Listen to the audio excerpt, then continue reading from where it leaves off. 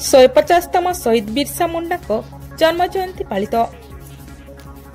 सुवर्णपुर जिला उलुंडा ब्लॉक जौराबोहरा अंतर्गत गोविंदपुर ग्राम ओडिशा अनुसूचित जाति अनुसूचित जनजाति कर्मचारी कल्याण समन्वय परिषद उलुंडा ब्लॉक शाखा तरफ श्रीयुक्त मुकुंद धरुआ सभापतित्व 150तम शहीद बिरसा मुंडा जन्म जयंती पालित होइछि।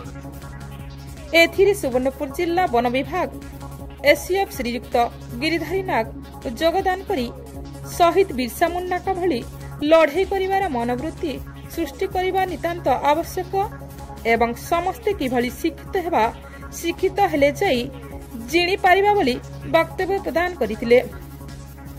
मुख्य वक्ता ऐतिहासिक श्रीयुक्त सुदाम नायक, स्वतंत्र अतिथि अवसर प्राप्त प्रधान शिक्षक श्रीयुक्त श्रीधर बाग, सम्मानित अतिथि भाव योगदान करथिले श्रीयुक्त जोगेश्वर महानंद, ओडिशा अनुसूचित जाति अनुसूचित जनजाति कर्मचारी कल्याण समन्वय परिषद, सुवर्णपुर जिला उलुंडा ब्लॉक आदिवासी संघ सभापति श्रीयुक्त नंदन बारिक, सिंधल केजीबी स्कूल प्रधान शिक्षयित्री श्रीमती जामावती भोई, जिला संयोजक अनिल भोईना, राजकिशोर भोई योगदान करी भगवान बिरसा जीवनी और तांकर समाज प्रति अवदान उपरे आलोचना करथिले।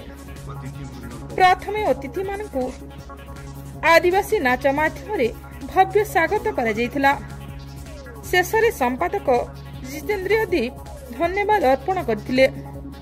सभा संयोजना करथिले शिक्षक वेणुधर सुरजाल, शिक्षक अब्दुल भोई, प्रमोद भोई, दुर्चु तिर्की, सुनील डांग, भुवनेश्वर बाग, पीतवास जाल, चैतन्य जगदला, विभीषण धरुआ, कैलाश कुली, पंकज भोई प्रमुख योगदान करी सहयोग करथिले।